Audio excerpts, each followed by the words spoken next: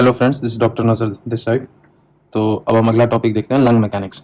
तो बेसिकली अब तक मैंने ये समझाया था, अरेंजमेंट बताया था और ग्रॉस एनाटॉमिकल पोजीशन बताया था लंग्स के, रिब केज का और लंग्स का।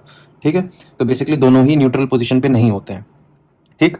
रिब केज बाहर जाना चाहता है और लंग्स अंदर रिकॉइल करना चाहता है, और दोनों के जो अपोजिंग फोर्सेज हैं, ये दोनों को कम्युनिकेट हमने कराया है प्लूरल मेम्ब्रेन से, और प्लूरल मेम्ब्रेन एक दूसरे से अटैच्ड है। तो इस वजह से लंग्स थोड़े से इन्फ्लेटेड होते हैं और रिब केज थोड़ा सा रिट्रैक्टेड होता है। ठीक है। अब हम लोग मैकेनिक्स की बात करें तो बेसिकली जब आप नॉर्मल नॉर्मल ब्रीदिंग करते हो तो दो चीज होती है, एक तो इंस्पिरेशन होती है और दूसरी होती है एक्सपिरेशन, सांस अंदर लेना और सांस बाहर लेना। तो इंस्पिरेशन एक्टिव प्रोसेस है और एक्सपिरेशन पैसिव प्रोसेस है। ठीक। इंस्पिरेशन एक्टिव का मतलब हुआ आपका डायफ्राम तो लगेगा ही लगेगा। ठीक, डायफ्राम आप यूज करेंगे। ठीक। और उसके बाद आपको इंस्पिरेटरी मसल्स यूज करनी पड़ेंगी। इंस्पिरेटरी मसल्स होते हैं जैसे एक्सटर्नल इंटरकॉस्टल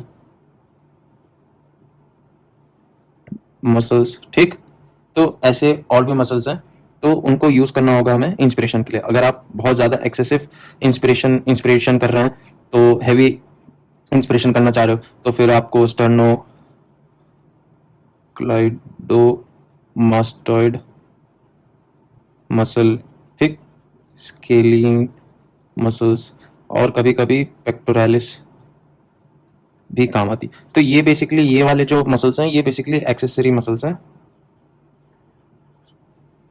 तो बेसिकली इंस्पिरेशन करने के लिए तो और एक्सप्रेशन करने के लिए भी आपको बेसिकली पैसिव, ठीक, तो एक्सप्रेशन पैसिव प्रोसेस है। इसका मतलब आपको नो मसल्स रिक्वायर्ड। आप इसको ऐसे समझो कि रिलैक्सेशन ऑफ इंस्पिरेटरी मसल्स। ठीक। तो फंडा ये है कि आप जब नॉर्मल क्वाइट ब्रीदिंग करते हो ना, क्वाइट ब्रीदिंग में क्या करते हैं कि डायफ्राम यूज होता है और एक्सटर्नल इंटरकॉस्टल मसल्स यूज होती हैं। तो रिब केज के साइज को वॉल्यूम बड़ा करता है और हवा अंदर लंग्स में आती है। ठीक। तो ये normal quite breathing, quite inspiration है। और क्वाइट एक्सपिरेशन का ये मतलब इंस्पिरेशन हो गया, और क्वाइट एक्सपिरेशन करना है तो आपको बस डायफ्राम रिलैक्स हो जाएगा और एक्सटर्नल इंटरकॉस्टल मसल्स भी रिलैक्स हो जाएंगी, और अपने आप रिब केज रिट्रैक्ट होगा और हवा बाहर चली जाएगी। अगर आप एक्सरसाइज कर रहे हो या हैवी वर्कआउट कर रहे हो, तो आपको ये फिर एक्सेसरी मसल्स का काम करना यूज करना पड़ेगा। ठीक है। अब हम ये देखते हैं कि कैसे रिब केज के मूवमेंट्स। अब मान लो यहाँ पे ये आपका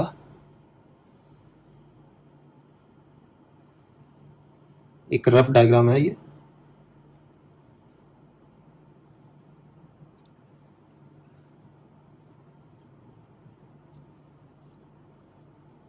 ठीक। तो बेसिकली क्या है कि जो हमारे रिब्स हैं, अब मान लो ये हमारा स्टर्नम है आगे, और ये पीछे वर्टेब्रा। ठीक। तो मेरी फिंगर्स जो हैं वो रिब्स हैं, और मार्कर मेरा स्टर्नम है, और ये पीछे यहाँ पे वर्टेब्रा है। ठीक। तो जो पहला जो रिब्स का अरेंजमेंट है वो बेसिकली थोड़ा सा स्लैंटिंग है, ऐसे एंगल पर है, ऐसे सीधे नहीं है, एंगल पर है। ठीक, पहली चीज। ठीक। और आपका जो स्टर्नम है, ये स्टर्नम बेसिकली थोड़ा सा नीचे है। ठीक। अगर लेवल की बात करूं तो ये वर्टेब्रा और ये स्टर्नम, ये दोनों एक लेवल पर नहीं है। थोड़ा सा स्टर्नम नीचे है और वर्टेब्रा ऊपर है, और रिब्स थोड़े से स्लैंटेड है। ठीक। तो मैं यहाँ पे लिख देता हूँ, नॉर्मली क्या है कि रिब्स स्लैंटेड डाउन, पहली चीज। और दूसरी चीज, स्टर्नम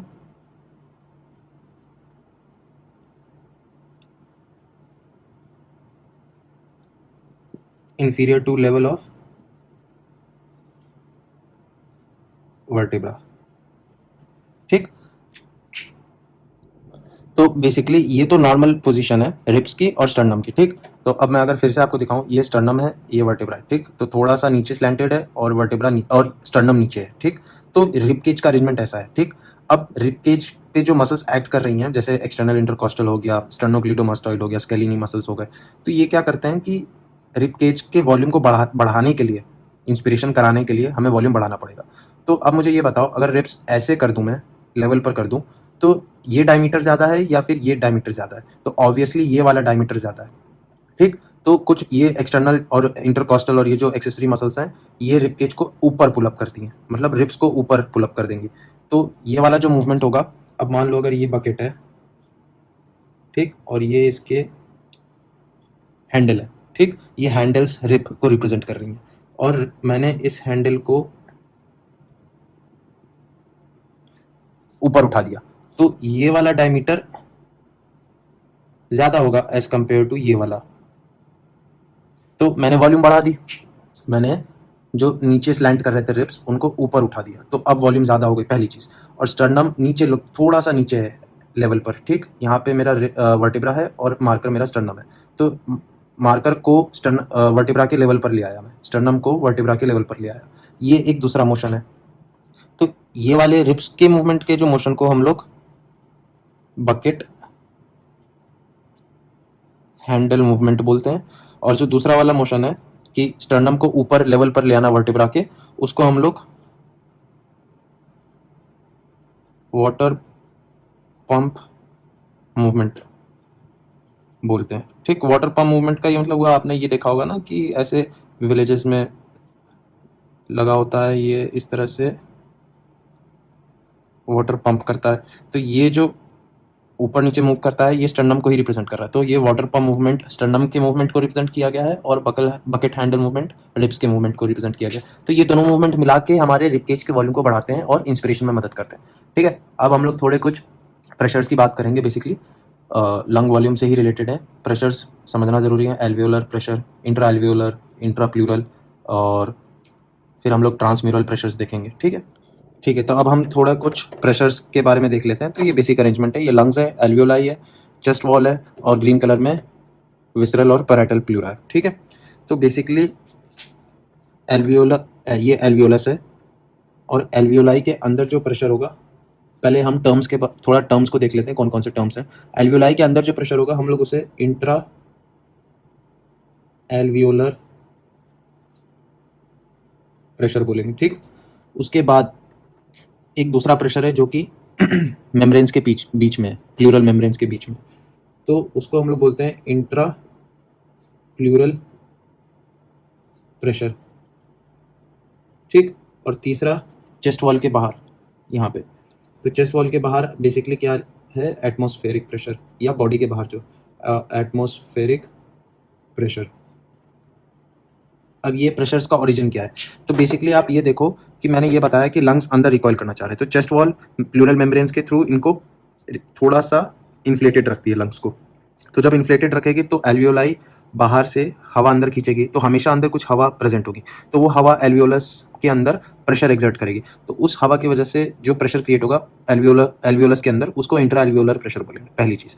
दूसरी चीज़, अब मेम्ब्रेन्स के बीच में प्लूरल फ्लूइड है, ठीक, तो एक तरह से अगर मैं चेस्ट वॉल को बाहर खींचूंगा और अपने साथ ये अपने पैराइटल मेम्ब्रेन भी खींचेगी, उसके बाद विसरल प्लूरा को भी अपने साथ खींचेगा, ठीक। वो इस वजह से खींचेगा क्योंकि फ्लूइड है बीच में। अगर आप वॉल्यूम बढ़ाओगे तो लंग्स के रिकॉइल फोर्स की वजह से विसरल मेम्ब्रेन अंदर भागना चाहेगी, तो अंदर इसके एक प्रेशर क्रिएट होगा दोनों मेम्ब्रेन्स के बीच में, तो इसका इंट्राप्लूरल प्रेशर बोलते हैं। और जो बाहर बॉडी के लोकेटेड है वो एटमॉस्फेरिक प्रेशर है, जिसको हम लोग 1 atm बोलते हैं, ठीक। एक तो ये चीज़ होगी। अब हम लोग डिराइव्ड प्रेशर्स देख लेते हैं। डिराइव्ड प्रेशर्स किसको बोलते हैं, क्योंकि ये जो 3 प्रेशर्स हैं ये सिंगल एंटिटीज है, ठीक।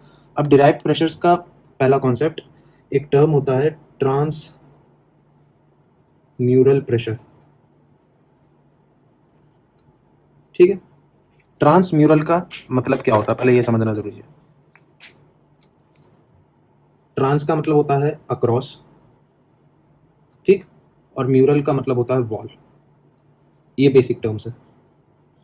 तो कोई भी वॉल के अक्रॉस प्रेशर आप नापना चाहोगे तो उसको ट्रांसम्यूरल प्रेशर बोला जाएगा, ठीक है। अब ट्रांसम्यूरल प्रेशर 3 तरह से हो सकते हैं, या तो 0 हो सकता है, या तो पॉजिटिव हो सकता है, या तो नेगेटिव हो सकता है। पहली चीज, पॉजिटिव ट्रांसम्यूरल प्रेशर का ये मतलब हुआ कि ये इन्फ्लेटिंग प्रेशर है या फिर डिस्टेंडिंग प्रेशर है, और नेगेटिव ट्रांसम्यूरल प्रेशर का ये मतलब हुआ कि डिफ्लेटिंग प्रेशर है,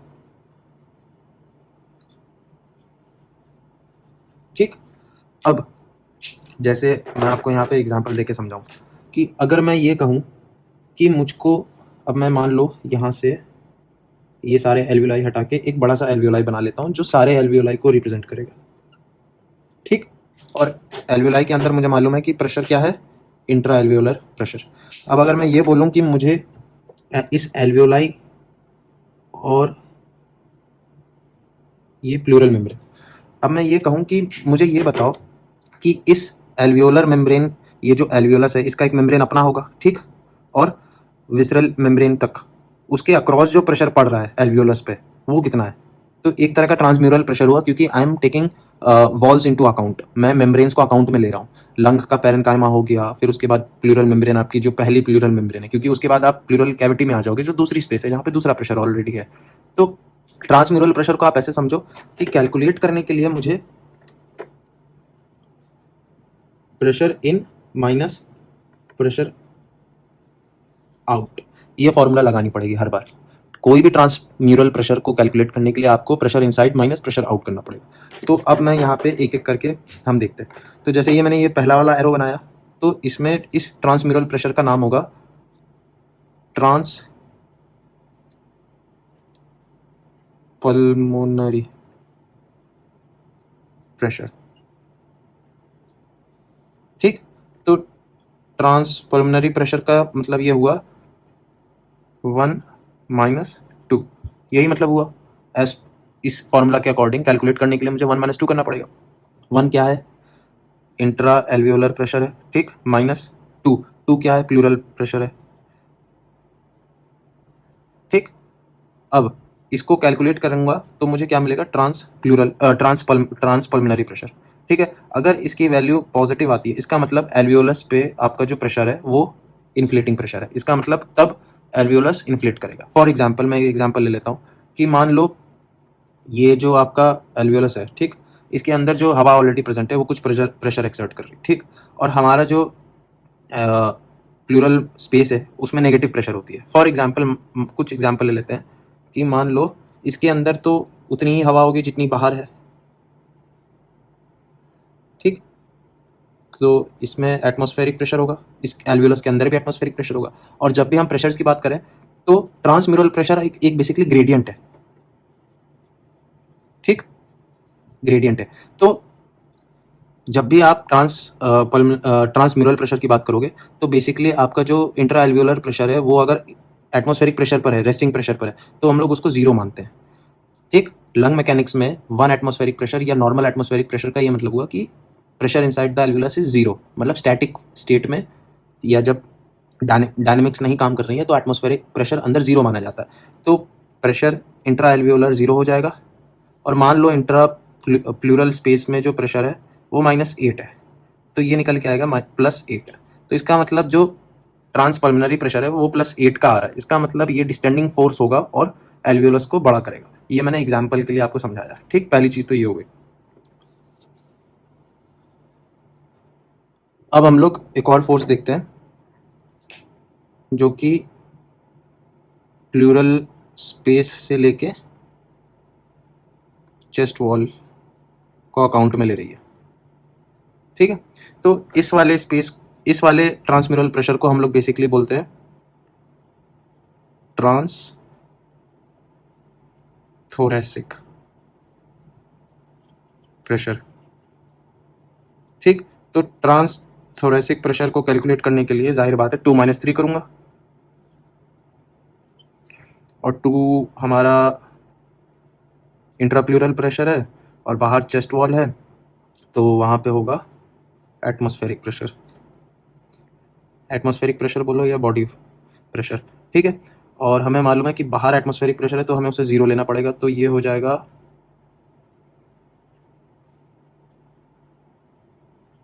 ठीक। तो for example trans thoracic pressure की बात करूं, अगर अगर इंट्रा प्लूरल स्पेस में -8 का प्रेशर है, ठीक, नेगेटिव प्रेशर है, तो इसका ये मतलब हुआ कि जब मैं इसको सॉल्व करूंगा तो ट्रांस थोरैसिक प्रेशर बेसिकली आपका चेस्ट वॉल अंदर बीट करना चाह रहा है, ठीक है, बेसिकली। और तीसरा फोर्स अगर मैं ये पूछूं कि मुझे ये बताओ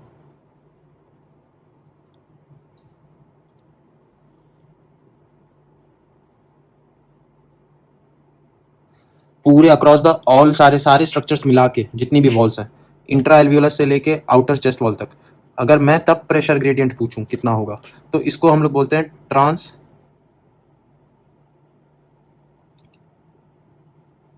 रेस्पिरेटरी प्रेशर। ठीक, तो ट्रांस रेस्पिरेटरी प्रेशर जो होगा वो आपका बेसिकली 1 - 3 हो जाएगा।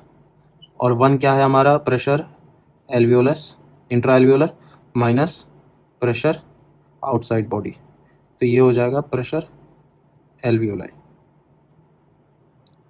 ठीक, अब आप ये सोच रहे हो कि ये सब क्यों पढ़ा रहा हूँ। मैं ये आपको समझाना चाह रहा हूँ कि बेसिकली बहुत सारे इंटरमेम्ब्रेनस प्रेशर्स हैं। ठीक, एल्वियोलस के अंदर एक प्रेशर है, फिर प्लूरल कैविटी में प्रेशर है, फिर बाहर प्रेशर है। तो ये तीनों प्रेशर्स आपस में कम्युनिकेट कैसे कर रहे हैं, वो ये 3 रिलेशन से गवर्न होते हैं।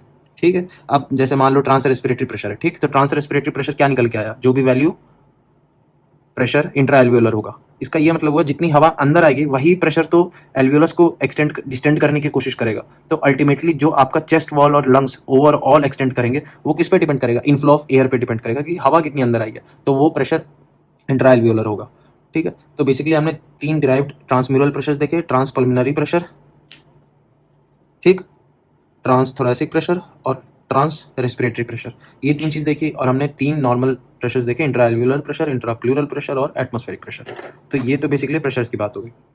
तो अगर मैं प्रेशर की बात करूं क्लिनिकली, अगर कोई ये बोले कि मुझे इंट्रा एल्वियोलर प्रेशर बताना है कितना है, तो इंट्रा एल्वियोलर प्रेशर मैं कैसे नापूंगा, मैं बस एक कैथेटर डालूंगा और एयरवेज के थ्रू ट्रेकिया से होते हुए प्रेशर नाप लूंगा। ठीक है, एक तो ये चीज़ हो गई, ऐसे हो सकता है। और इंट्रा प्लूरल प्रेशर अगर नापना है तो मैं उसको नापने के लिए बेसिकली एक एंडोस्कोप, एक कैथेटर लूंगा और उस कैथेटर के एंड में मैनोमीटर लगा के एसोफेगस के थ्रू लास्ट जो मतलब 1/3 लास्ट 1/3 एसोफेगस जहाँ पे होगा, अब मान लो ये ऐसे है,